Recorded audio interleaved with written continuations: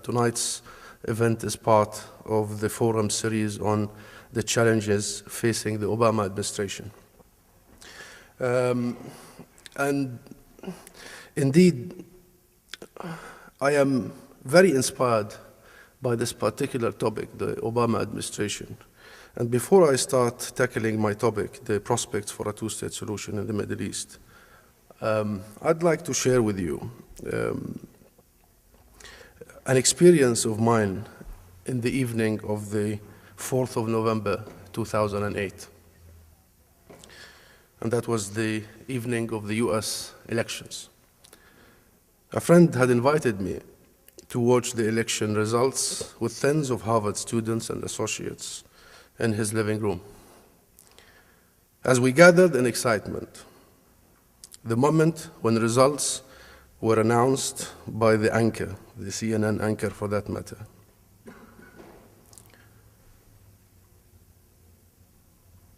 that moment, I believe, will live with me and in me for the rest of my life.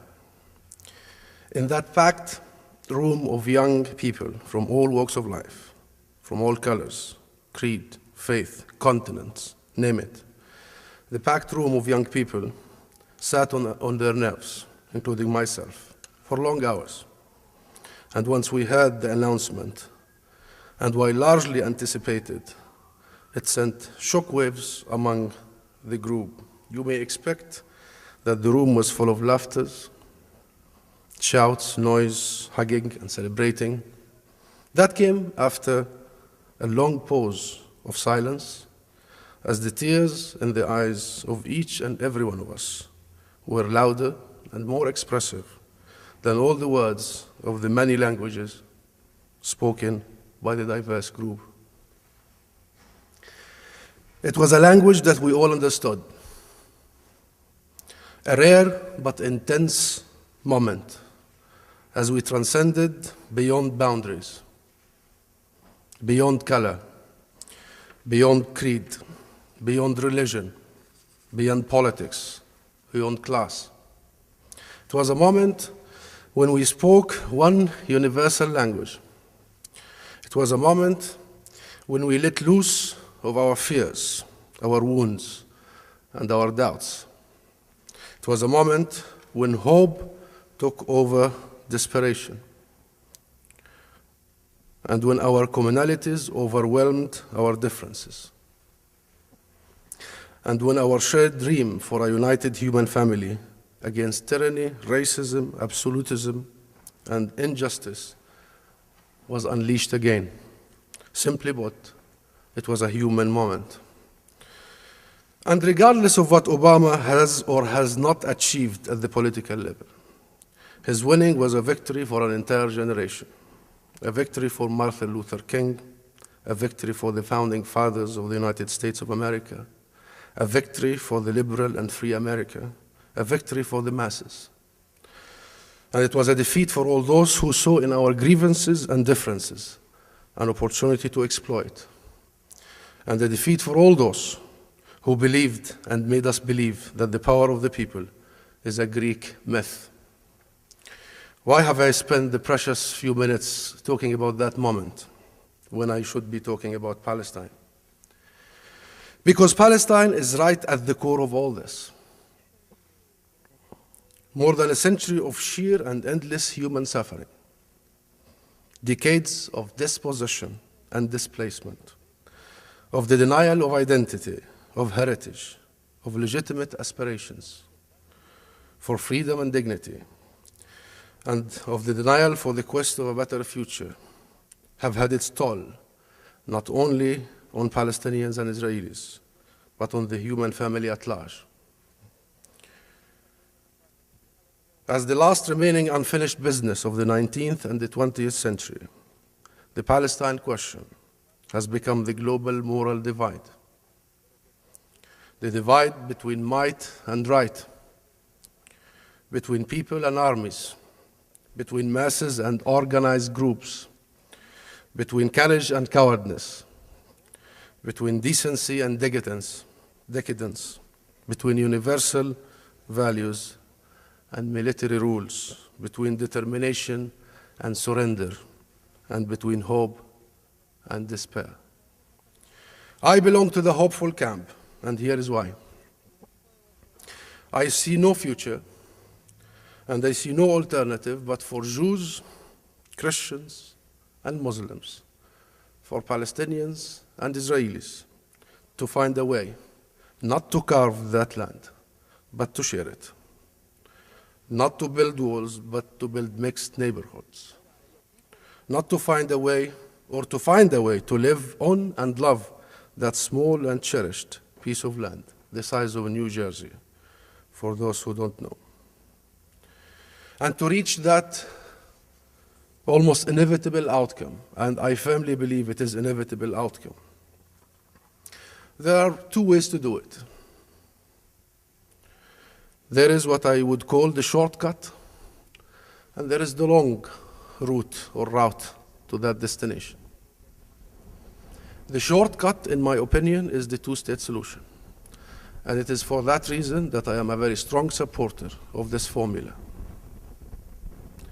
For in the two-state solution is the idea of disengagement between two communities, two nations that have had several wounds. In that disengagement, there will be created an opportunity for them to re-engage again at one stage, re-engage to find a common destiny, re-engage when they have managed to go through the fascinating journey of self-searching, of nation building, and of state building. And that shortcut that I firmly believe should be our main focus is unfortunately under huge strain as we speak. I'll rather be more pessimistic and say,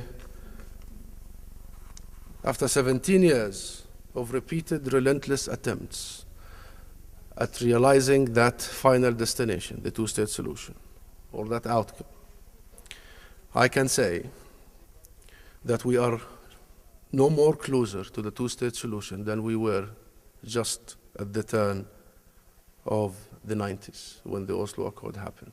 In fact, in comparison to the early 90s, when peace was just around the corner, things are way worse.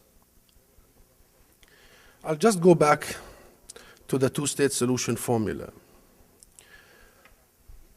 And I'll claim today that that formula was a Palestinian-initiated formula. On the 15th of November 1988, in Algiers, the Palestine National Council convened. It convened to approve a plan and to listen to the Palestinian leader Yasser Arafat announcing and pronouncing an independent Palestine. In that plan, the Palestinian National Council, or the Palestine National Council, approved a Palestinian independent state on the 1967 borders, that is the West Bank, Gaza, and East Jerusalem, its capital, effectively calling for a two-state solution. One Palestinian on 22% of the land, and one Israel on the pre-1967 borders. That unleashed what is now espoused by almost every leader in the world. That unleashed the two-state solution. Few years later, 1993, the Oslo Accords were signed. During these years, where I was myself living in Gaza and the West Bank, and I was working with the United Nations, in fact, as I was telling Peter earlier, and my task was primarily to monitor the peace process. It was indeed clear that while there was good and enough goodwill in the part of the main players, things on the ground were going exactly the opposite direction. Between 1997 and the year 2000, up until September 2000, things were really flourishing because the previous 2 years witnessed violence, witnessed some suicide bombings, witnessed the assassination of Rabin, witnessed several upheaval for the peace process. But from 1997, that was a year when things became a bit calmer at the operation level, until 2000. The Israeli economy grew at a historical high rates. Israel opened diplomatic ties with countries it has never dreamed of. So did the Palestinian economy, by the way. Between 97 and 2000, the economic growth was above 8%. During these very same years, there was no one Israeli killed inside Israel. There were incidents inside the occupied territories, but inside Israel proper, there was the least level of violence in decades. Yet, in these very same years, Israel's settlements doubled. Exactly doubled. That enterprise, which was unleashed just after the 1967 war, has become so monstrous to an extent that nobody is able to stop it.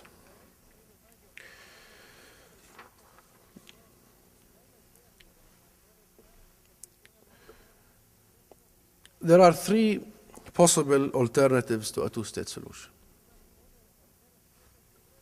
all of which involve the creation of a greater Israel. An Israel that effectively controls the entire of the West Bank and Gaza and East Jerusalem. In my opinion, this scenario already exists. The three alternatives is, number one, the creation of a democratic binational state, a state of all its citizens. As you all know, this will mark the end of Zionism, and therefore has been and will continue being resisted by the mainstream Zionists. The second possible scenario for the two states, or an alternative for the two-state solution, is a mass expulsion that will ensure the Jewish majority in the historic Palestine, as happened in 1948. I will not go into details of this scenario, while I do firmly believe that there are several attempts in East Jerusalem as we speak in Sheikh Jarrah.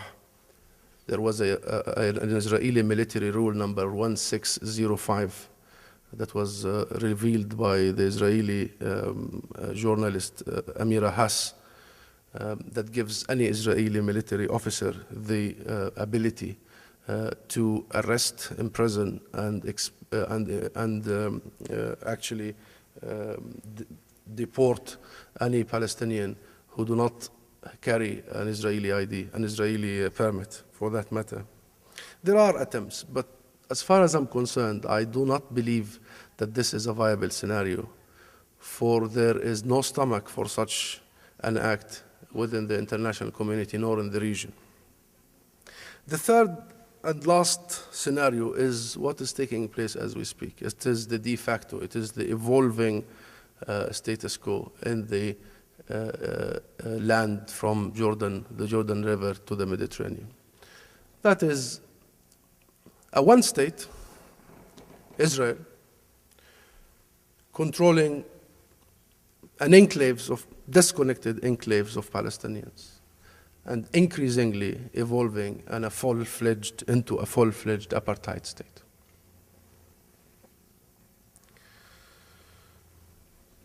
It seems to me, at least, that the two-state solution is the best of all these alternatives.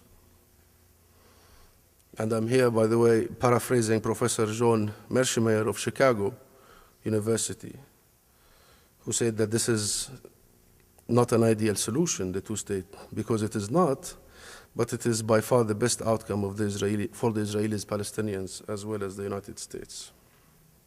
And by the way, this is exactly why the Obama administration is intensely committed to pushing the two-state formula. There are so many reasons why the two-state solution might no longer be really attainable, one of which is the 500,000 settlers in the occupied territories. Those people are not going just to submit easily. You have implanted them over decades. You have given them all the favoritism you can give. They are, and according even to polls, are going to put up a fierce fight. You have built for them roads for Jews only, schools for Jews only, and settlers only. You have empowered them by the protection of the biggest army in the region, etc., etc. Removing them is not going to be a piece of cake. Another very depressing factor is that while settlements were mushrooming when there was still something called Israeli left during the early 90s, Labour Party, Meretz, etc. Now Israel has tilted towards the right, big time. It has tilted towards the right to an extent, and here I do not relieve Palestinians of their responsibility of pushing Israel in some, and in particular, moments towards, or contributing to that at least. But a moment when Israel's foreign face is Avigdor Lieberman, its foreign minister is Lieberman, is not a moment when we believe or when we think that there is a coalition of leftist Israelis or those who are pro-peace. And there is the ideological obstacle, the ideological barrier. And you know that there is a considerable constituency in Israel. And I'm not going to say majority because I do not have the numbers, but I believe they are within the majority, who believe that Eretz Israel, the land of Israel, is a God-given land. And any compromise on concession here or there would be even against the will of God.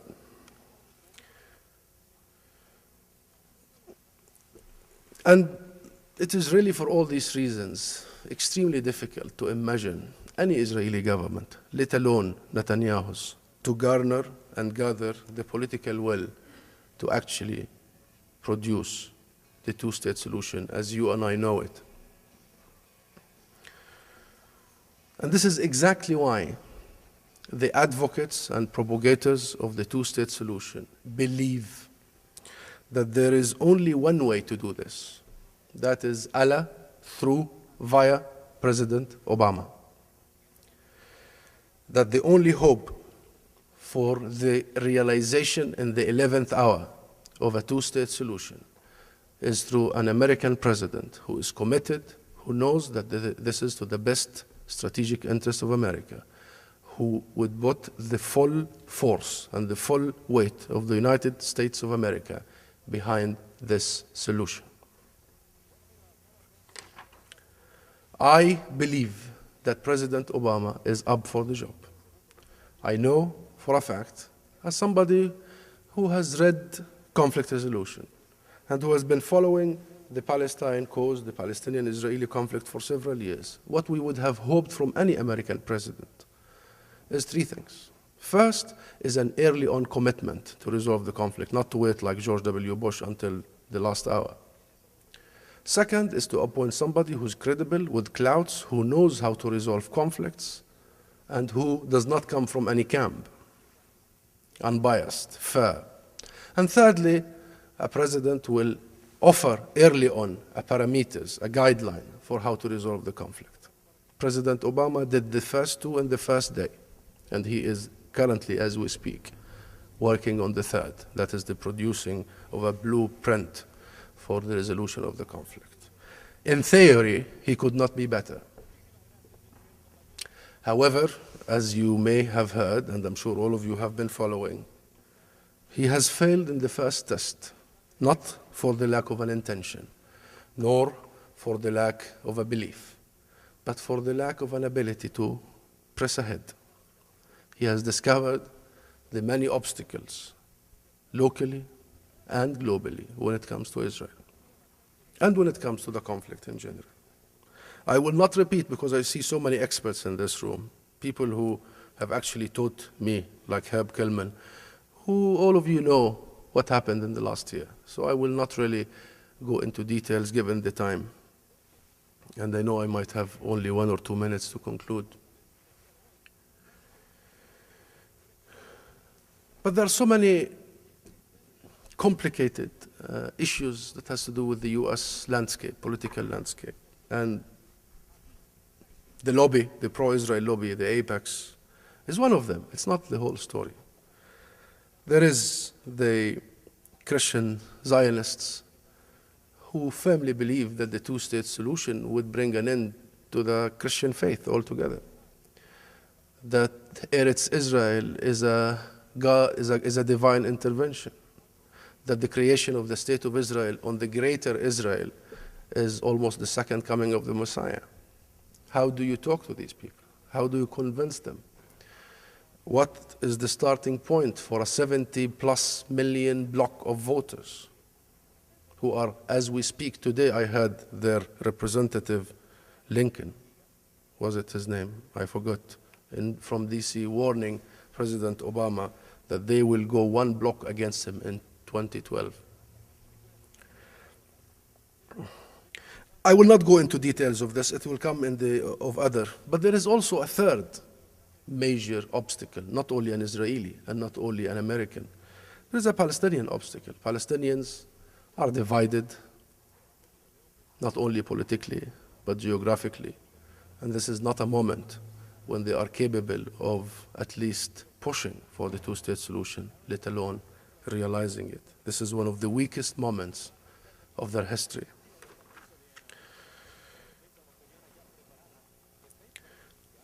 If the situation, and here I would want to end, I had prepared longer, but I didn't know that I would brag on at the beginning and take all this time. But if the situation evolves into a full-fledged apartheid, I'll tell you this. I just arrived back from Ramallah, literally 3 days ago. And I may share with you my main sort of conclusions out of that trip. The first is Palestinians are increasingly aware that they are moving towards a South African style anti-apartheid movement. And I sensed, not at the official level, but at the grassroots level, at the NGO level, the ringleaders of the various political factions, I sensed a sort of positioning. In fact, the most delegations I met in Ramallah, or I was aware of their presence, were delegations from the ANC of South Africa. They were visiting Ramallah by the tens, and they were invited by their Palestinian counterparts to give them training courses, to usher them, to explain to them how can Palestinians embrace a South African-style anti-apartheid movement. Number two, I came back from Ramallah or from Palestine recently, believing that Palestinians are about to embrace a non-violent resistance against Israel. And this is a huge development. In my opinion, this could be one of the most important developments in recent history. Because as you are aware, for the last few years, violence has tainted the conflict, and it has had its toll on Palestinians before any other. Palestinians have realized that the only way forward for them is not the military scores, nor the economic pressure, but the attainment of the moral high grounds. They have learned that the hard way, through destruction, through murder, through imprisonment of half of their adulthood generation. And I, for one, believe that this is the biggest and the strongest weapon Palestinians have, non-violence. And we see it every day, and you are reading about it every day. It is a mushrooming phenomenon in Bil'ain, in Na'lin, everywhere in the West Bank. We went to Bil'ain just before I left with a group of political representatives from the various political factions, and I was surprised happily that the Hamas representative in the group said that Hamas fully supports non-violent resistance. Now this is a transformation. I do not think that the man stood there saying that only because he passionately believes that and there was a transformation. But he and his party, his faction, his movement has started to feel the heat, the popular heat and the popular demand for non-violence. And finally, Palestinians are aware that for them to achieve the end of oppression and occupation, they must unite not only among themselves. And by the way, I've really seen a lot of movements inside Palestine at the party level, at the popular level, towards internal Palestinian healing, unity. Things are not very ripe yet, but I left Palestine for the first time in 2-3 years feeling that we are closer to that realization. Not only they need partners among themselves, but also with the people of the world, and form an international solidarity movement. I think now Palestinians have finally made the shift, and here I end, from revolutionary legitimacy to international legitimacy. And in that, I invite you to give them a hand, to give them a support, and to walk that long walk of freedom of theirs like that of South Africa. Thank you. Husam, I shall begin by asking you the first question. Salam Fayyad argues that state building should not be tied to or conditioned upon a political breakthrough with Israel. Hence, Palestinians should not wait for a political process to realize their state, but instead should start building it now, making the reality of a Palestinian state impossible to ignore. This is quite a controversial argument, as you know. So my question is this: can good governance end the occupation, as Fayyad advocates? That is, can a meaningful state emerge under current conditions, and what kind of state can it be? I wouldn't want to start with that question, Sarah. That is a very difficult question, I have to say, but it links beautifully with the last phrase I said, that Palestinians are about to, or they are going through, the shift from revolutionary legitimacy to international legitimacy. And why I'm re-mentioning that? If Salam Fayyad is understood, before I go into that, his idea are simply put, is that we Palestinians, he says, shouldn't wait for a political process to yield a two-state solution or a Palestinian state, nor should we wait for negotiations to be cultivated in the outcome of a two-state solution. We should build our state, regardless. And when the moment comes, we will present it as fait accompli. Now, if Salam Fayyad is understood as a sole act, and through the building of institutions, the bringing about of good governance, as in transparency, effectiveness, etc., would on itself and on its own end occupation, then that will not do justice neither to him nor to the idea. I do not believe on its own state building can deliver statehood. The occupation, the Israeli occupation of the Palestinian land, is not due to the lack of institutions. If it was, I would be happy to celebrate building more institutions. In fact, Palestinians have built institutions in the 90s that were hailed by serious institutions like the World Bank, IMF, the Foreign on Council relations. And all these institutions by the year 2000, 2001 were literally destroyed in the first Israeli invasion. But why I do support Salam Fayyad? Because I believe Salam Fayyad is not just about building institutions. I believe Salam Fayyad is part and parcel of what I was just telling you, of a Palestinian quest for international legitimacy. He is a pillar of their new campaign to reach out for the international community. Israel, for the last several years, have been using three main excuses, pretexts, in justification of why it has been blocking the creation of a Palestinian state. The first pretext is that on security grounds, that if they concede a Palestinian state, their security will be compromised, because Palestinians are unable to provide security. The second pretext is that Palestinians are unable to govern themselves. Look at the corruption, look at the mismanagement, and by the way, in some quarters, rightly so. And the third excuse is that we have no partner. You all heard that famous phrase. What Salam Fayyad does in his plan is to neutralize these three pretexts totally. Security, he is cooperating with a US general who is sitting right there in the West Bank and Jerusalem and who is overseeing everything. And whether Palestinians like it or not, and I know some of them don't, the security as far as Israel is concerned has never been better compared even with the years of the very direct occupation. So the Palestinian security forces, according to Dayton, whom I heard here at Harvard, I heard many of his speeches online, hails the Palestinian security apparatus as being the best provider for Israel's security. Second, he has cleaned the PA system.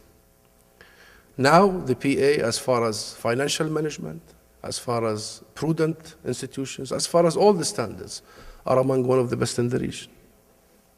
And thirdly, it would be very hard for Israel to argue that Salam Fayyad is a terrorist. You know, a Texan educated economist working for the World Bank and IMF, usually wearing very nice, attractive yellow ties, and knowing exactly how Americans laugh and make jokes like them, and does that when he meets President Bush. That's the sign of Texas football. Is not somebody who Israel can easily taint as a terrorist. Therefore, his plan, his presence, his campaign, his work, and it's a teamwork.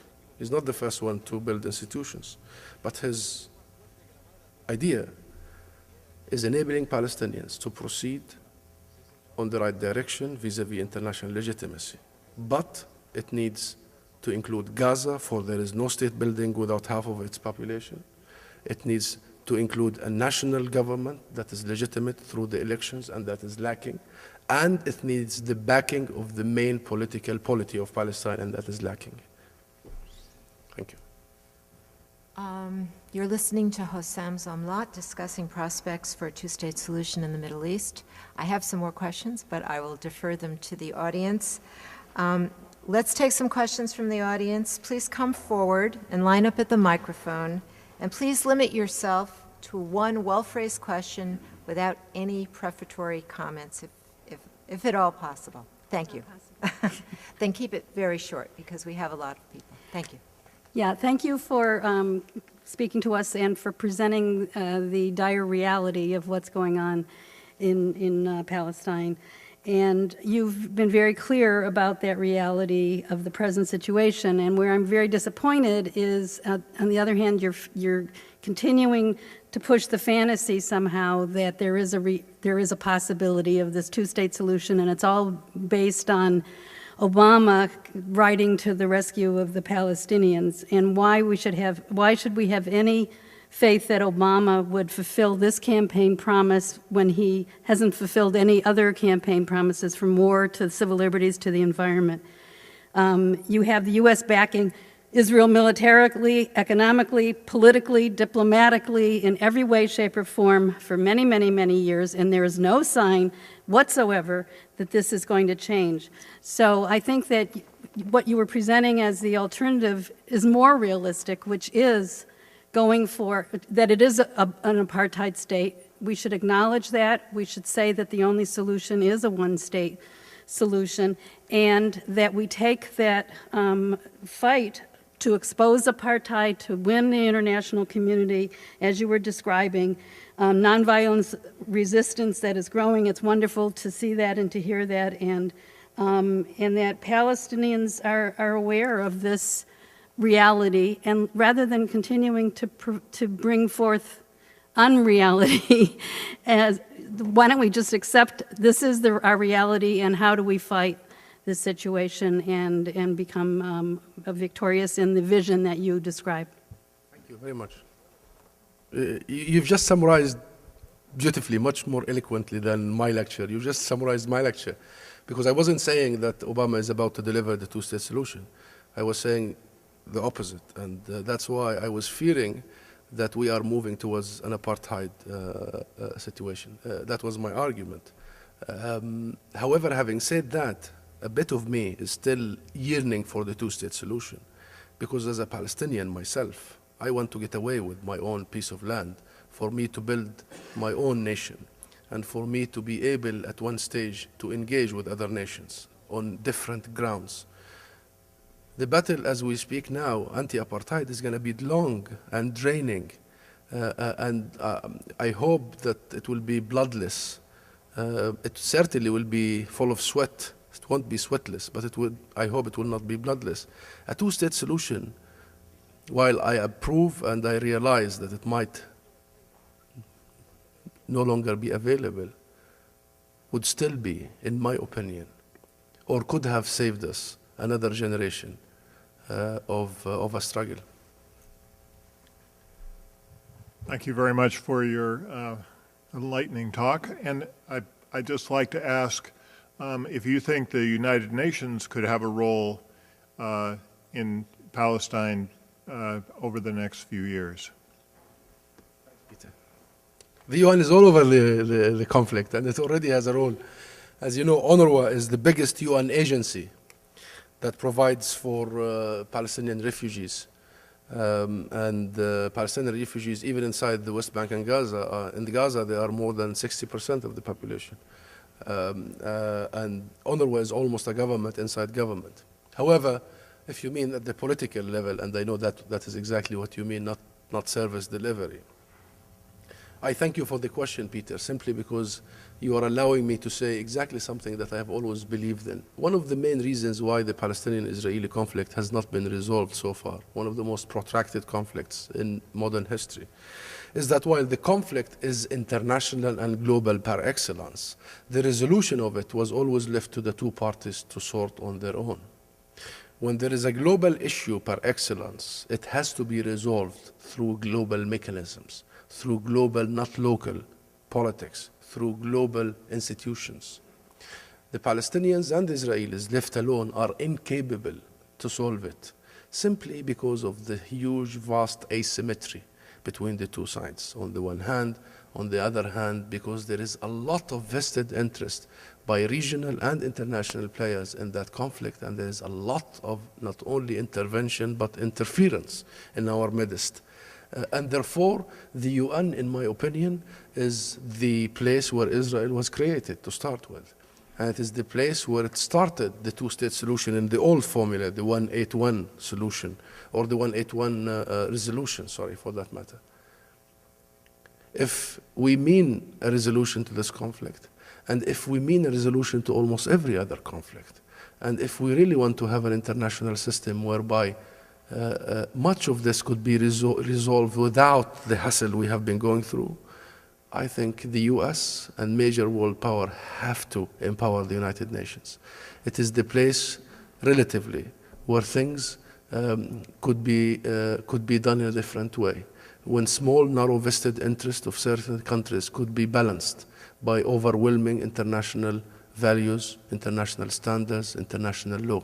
And by the way, it will protect everybody. Israel will be mistaken to think that a strong United Nations will be against its presence, unless Israel wants to continue being against every essence of international law. You mentioned the possibility of increasing nonviolent resistance and mentioned Bil'in as an example. Nonviolent resistance has been mentioned over the decades and has never seemed to me to be very successful. I've never understood what the Palestinians could do very much by way of a successful nonviolent resistant program. Now, do you mean you take Bil'in as an example, 10 Bil'ins or 100 Bil'ins or 500? It takes a great deal of physical courage to do what they do, and the reaction is semi-violent, and it takes a lot of time. How are you going to get tens of thousands or hundreds of thousands of people to do that? Thank you, sir.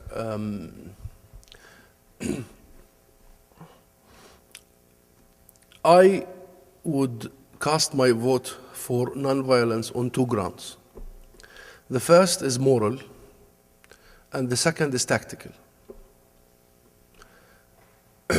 Or the first is strategic, and the second is tactical. On a strategic level, your best bet is to raise the cost of occupation to a level whereby its endurance becomes impossible. How do you do that? Do you do it by engaging only 2 or 3% of your society who could shoot and use arms, or you do it by engaging 100% of your society?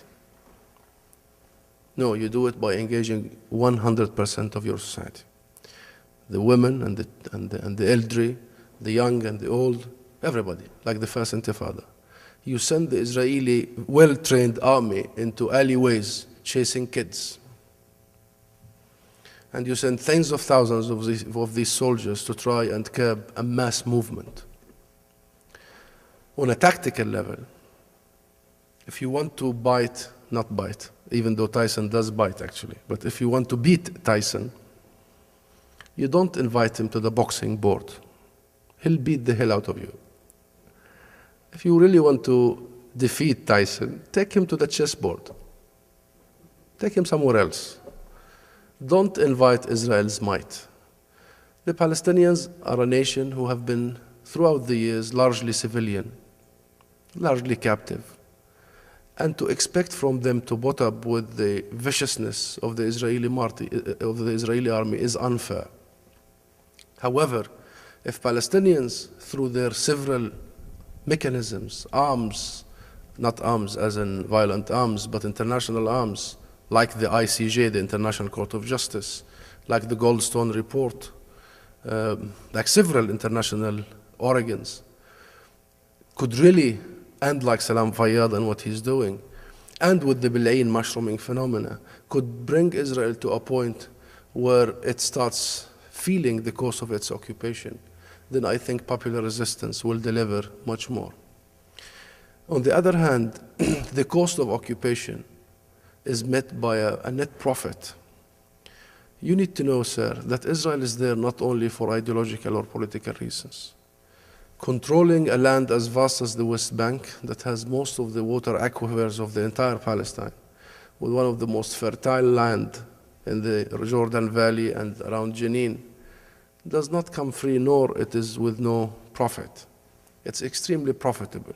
I am an economist, but I have no formula to calculate how much profit Israel is making on even a daily basis from the use of Palestinian land, water, resources, cheap labor, name it.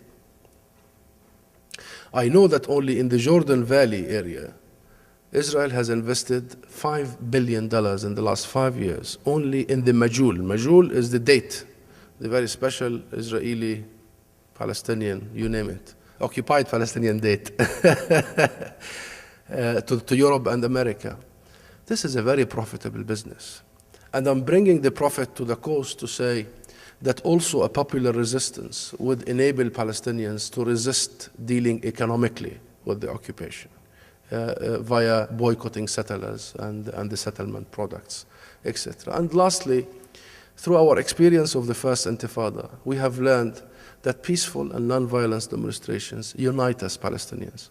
And it produced the best in us. It brings the best in us. Throughout the first years of the First Intifada in 1987, there was a united leadership in Palestine. And it used to take one leaflet for the entire Palestinian people to follow. Legitimacy was driven from the popular resistance, from the power of the people. We would want to emulate and repeat that. And I think it is happening because Palestinians, as I said earlier, have learned it and learned it the hard way. My sense is that the Israeli government, the Israeli prime minister, historically, has been more interested in self-preservation in office than in any long-term strategic benefits. How do you see Obama, with any and all of the tools at his disposal, being able to convert the current or even any future Israeli government to move towards a two-state solution? That's a question that needs much more thinking, but I'll offer you my very tentative thinking. Almost every single U.S. president since 1967 has vehemently opposed Israeli settlements. Not almost. In fact, every one of them. Everyone. There were 2 points in history when 2 presidents took action, showed teeth. The first was George Bush Sr. in 1991 or 2, was it, Herb?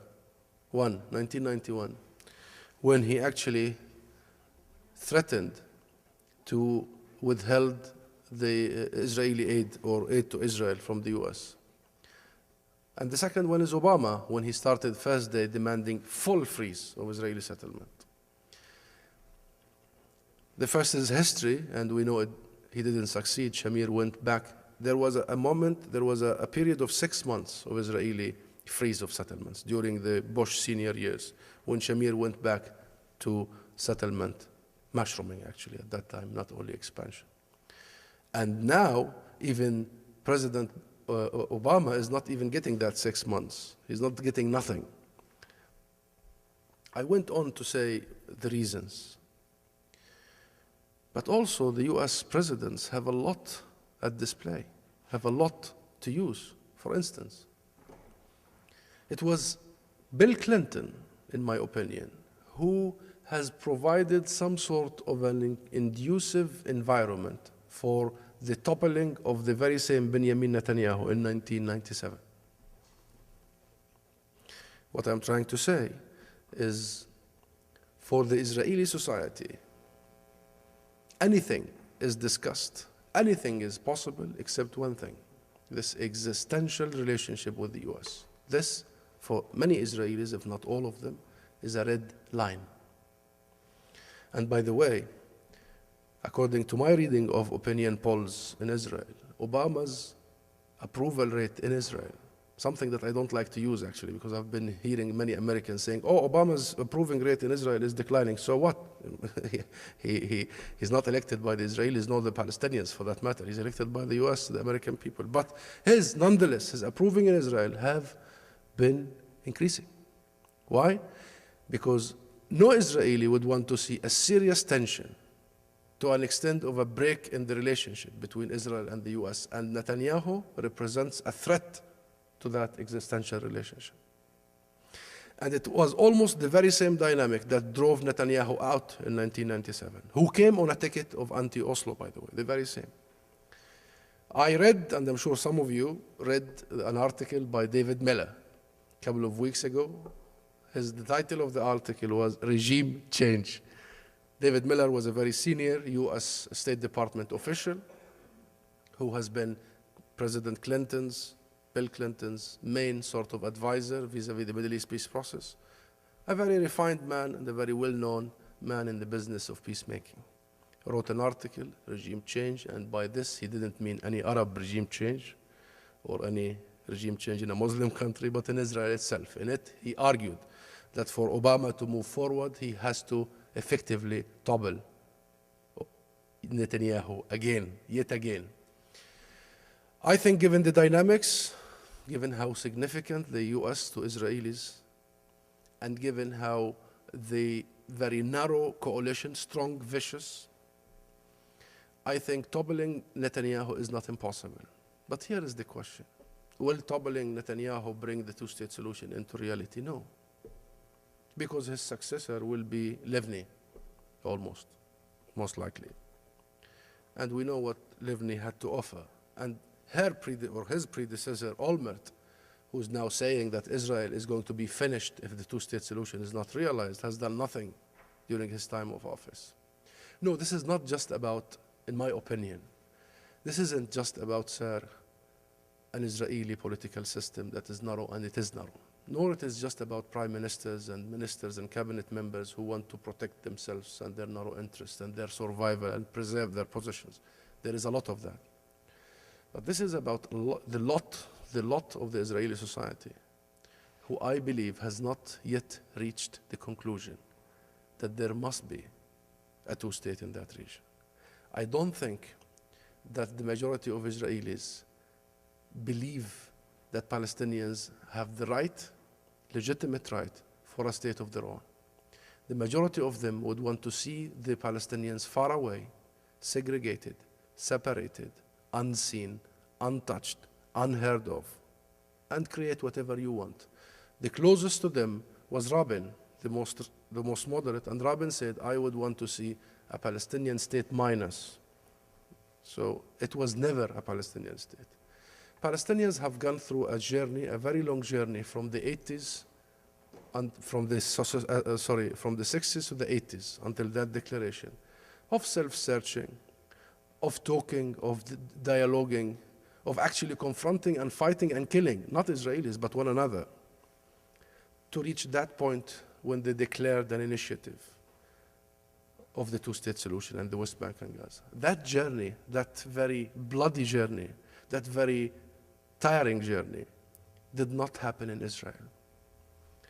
We do not know as we stand today, what is it that Israel in its collective entity wants? What are the borders that Israelis seek?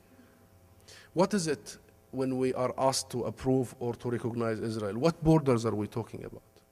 We are yet to see a serious leader in Israel who would usher his nation into this very fascinating journey of reaching a point when they will collectively offer a plan that yet does not exist. Thank you. Yes, your talk gave me a great deal of hope, and I hope that your vision of a strategy of the moral high ground is indeed taking place and will grow, because I see this having a very powerful positive effect on movements in Israel and in the United States. I have in mind, in particular, the movement Breaking the Silence of young ex-soldiers in the Israeli army who are revealing the complete moral breakdown of this army. And in the United States, I'm thinking of J Street. J Street is recent, but in the few years that it has started to lobby, it has made extremely fast progress. And finally, we see a countervailing force to AIPAC, and it's growing very quickly. And I hope I'm not deluding myself, but listening to you gives me hope that if this is indeed the way Palestine is going, it's going to strengthen these forces, both in the US and in Israel. And Breaking the Silence is the one I chose because I found it extremely telling. And J Street is not a minor phenomenon at all. I would like to know your opinion on this. Well, you also gave me hope with your hope. Thank you for the question. You see, you reminded me of something to add why nonviolence is of paramount to the Palestinians right now. Because it also engages and includes as partners growing segments of the Israeli society as part and parcel of that nonviolent movement. In fact, in Bil'in, I really saw young Israelis running around and organizing an international conference, inviting all these speakers, speaking Hebrew in Bil'in. And I learned that the municipality of Bil'in rented a flat for them because the Israeli authorities would always lay siege on Bil'in every Friday, preventing the Israelis to come. So what these Israelis are doing now, they come Thursday, they sleep over, they stay Friday, and then they leave Saturday morning when the army leaves. So nonviolence brings also an increasing segments of the Israeli society. And I believe that without that, there is no hope. In the end, whatever method, whatever technique you employ to attain your rights have to speak to an increasing constituency in the other side. If you don't, then you are doomed to fail. It's as simple as that. As for the J Street, I agree with you. This is a very important phenomenon. And I quoted Professor John Mershemer, and I was reading an article of his or a speech of his. And while I might not agree with every single thing he says, I really found what he says in this part very interesting. That if the conflict evolves into a greater Israel, then the ones who would really be leading the fight are the Jewish community in the US. And in his opinion, there are three different sort of categories within the Jewish community. In his opinion, there are the righteous Jews, there are the benevolent, silent majority, and there are the new Afrikaans, according to him, at the very right side of things. To him, he thinks that the righteous Jews will be making the argument against the situation in Israel-Palestine, calling for a unitary situation. To him, and to me, I think, Jews will not tolerate, while they might not be able to speak against military occupation, issues of land and liberation, they will not tolerate the oppression of, or the lack of human rights, civil rights, political rights, discrimination, racism, etc.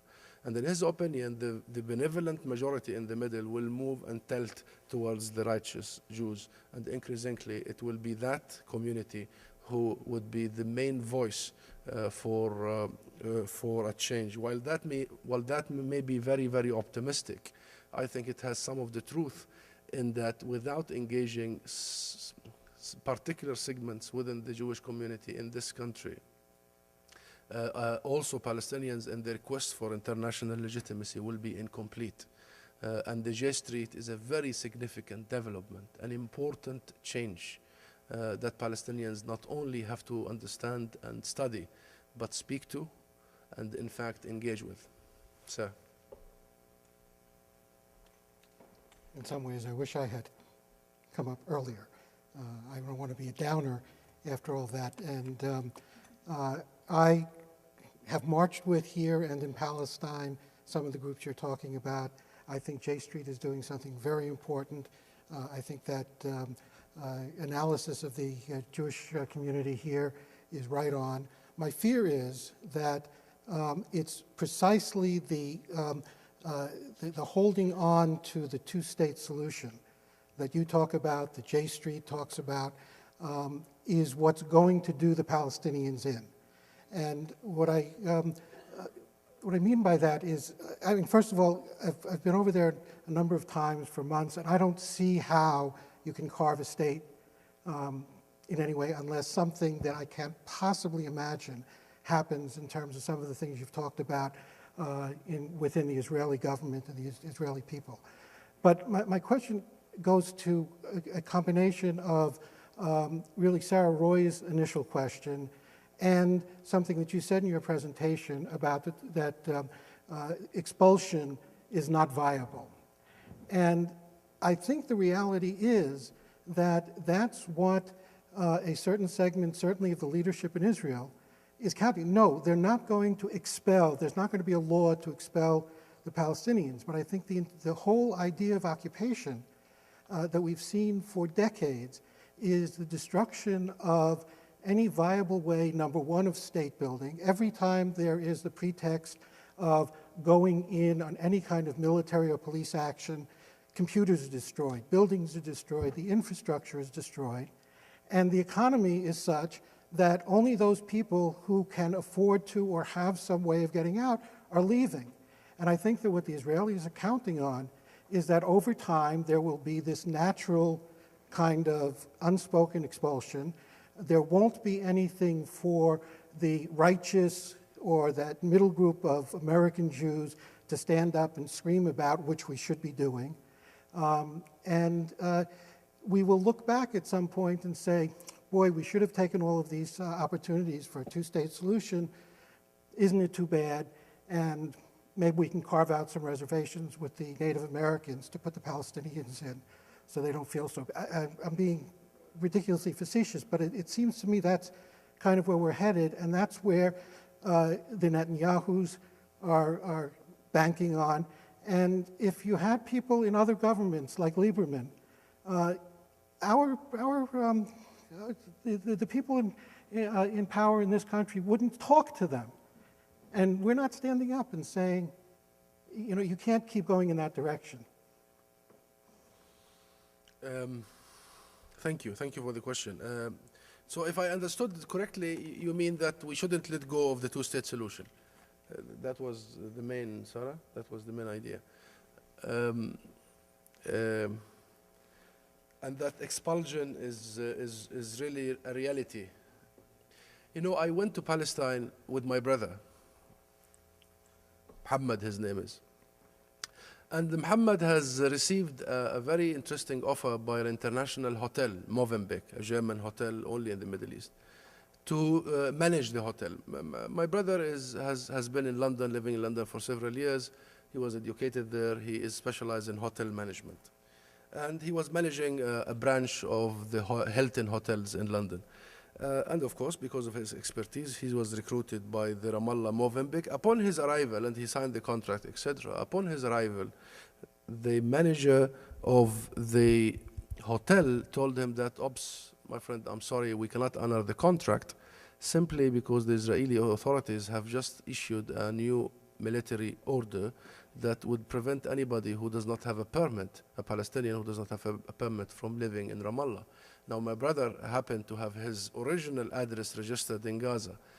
What I'm trying to say, and then my brother is going to leave soon Palestine almost with a one-way ticket. Yes, indeed, what you are saying is true. And I have just experienced it with a member of my own family who was unable to live in his own country, to work in his own country, waiting for a permit from an 18-year-old boy sitting in Beit El.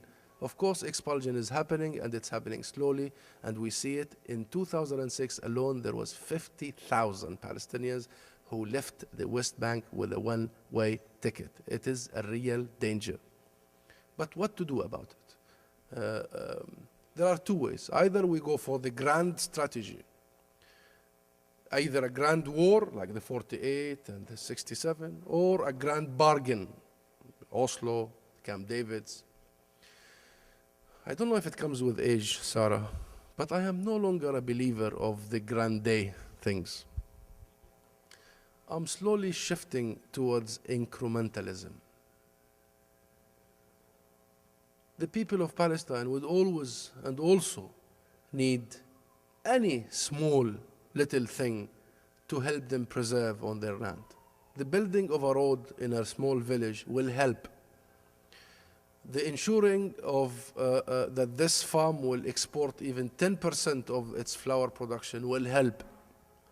So Palestinians cannot just sit and wait for a political breakthrough to happen. And the small little incremental things should not and must not be seen as contradictory to their bigger struggle against Israel or against occupation. It shouldn't. And in fact, the moment that Palestinians start adopting incrementalism and start realizing that it's a chip process is an empowering moment. Because then they see value in every little step as they go down the alley. And they accumulate a brick over another. And I'm saying all this to say that there is no easy answer for all this. There isn't, sir, there isn't. Every single way has been tried.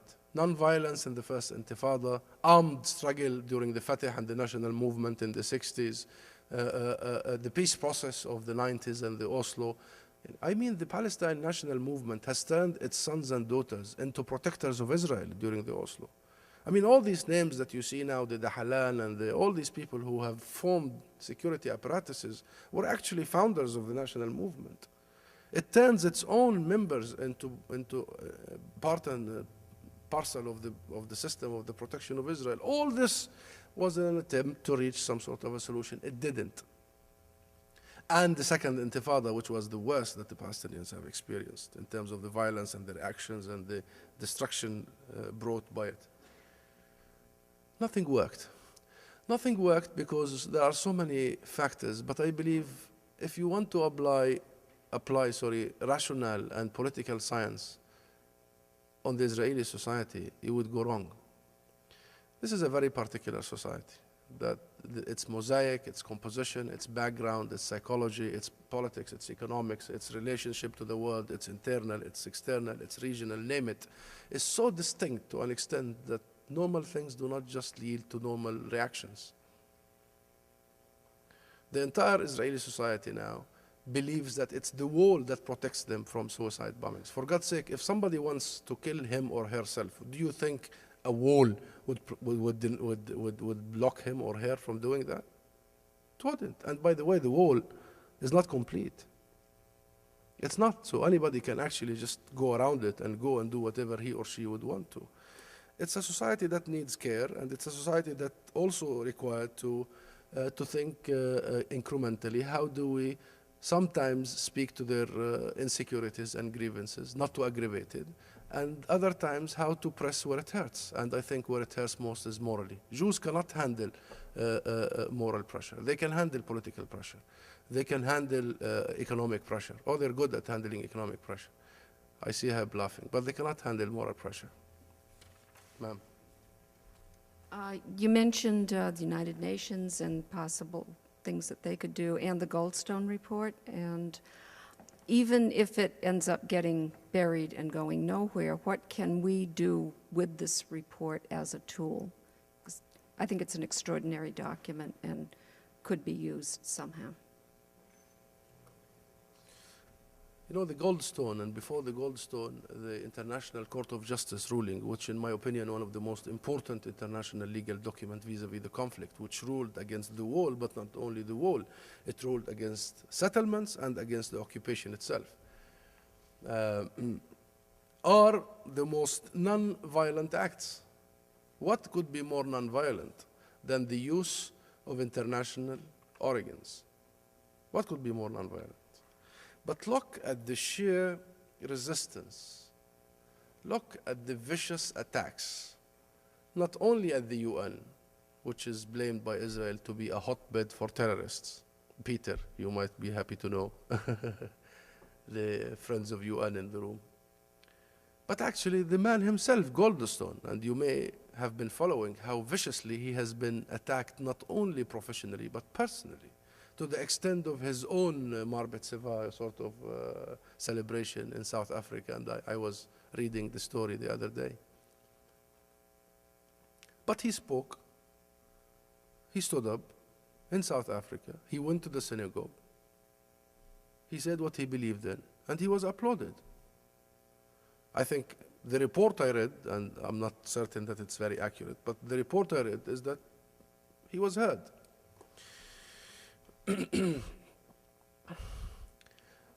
Again, this brings me to the question before. This is not the Africans of South Africa. You know, my friend, and we have enough Jewish community in this group to agree or disagree with me. Nor this is the Protestants of Northern Ireland. This is a situation whereby Jews have really been suffering the misgivings of history. Frankly, not at the hands of Palestinians, nor at the hands of Muslims for that matter. We have absolutely, I raise my hands in innocence. We have nothing to do with it. But they have suffered nonetheless. At the hands of tyranny, of racism, of Nazism, and we all know what happened. But before that, they also have come to realize that in wherever they go, there is a certain level of anti-Semitism, even before the Second World War. For that society, living by the sword is something that will not be given up easily. And living by the sword is not physical, or just living by the sword, but being always awakened, being always ready, being always organized, being always almost vicious if anything comes your way. I don't know how to handle this. I don't know if Palestinians are capable of resolving one of the most vicious stories of the human history that they have nothing to do with to start with. I don't know if Palestinians are capable of answering the insecurities of generations and of millennia. I don't know if Palestinians have even the ability to provide the security Israel needs. And that's why it is not going to be Palestinians and Israelis who will answer that. It must be global. We are too little as two nations. We are too small. We are too insignificant to resolve this very significant conflict. President Obama has been repeating, so is his Secretary of State Clinton, so is his Chief of Staff and the head of the General Petraeus. All have been repeating that the conflict is spilling over. It is endangering the lives of American boys. These are soldiers, they mean. They keep repeating lately that resolving the conflict is in the strategic interest of the United States of America, yet they are unable to do nothing about it. This is very strange. The sole superpower, the United States of America, is unable to resolve a conflict that it deems against its very strategic interest. It needs forces beyond governments. It needs forces beyond interest and narrow groups. It needs a universal movement that will use every single venue possible, not to punish, nor to blame, nor to shame, but to shout and keep shouting that the current status quo is not sustainable. For every Israeli, it is almost a belief that it is sustainable. They could live on like this for a long time. But I think it is starting to happen in London, in New York, in Cambridge, in so many places that these very small forces are starting together. I don't think Palestinians have not been able to put up the fight. They have put a hell of a fight. But their inability to deliver a blow to their oppressor and the occupation is due to the fact that the forces against them are beyond the Palestinian-Israeli conflict. And that's why I believe that an event like today, and the many events that I have been attending in Cambridge, in the US, the discussion, the debate, the writing of letters, the taking action against the many things, and I have been following some of your activities here, the justice groups, the NGOs, the going to Palestine and Israel, and taking part in the nonviolent mass movements, name it, is going to be the beginning, but I think it's the only alternative. Thank you.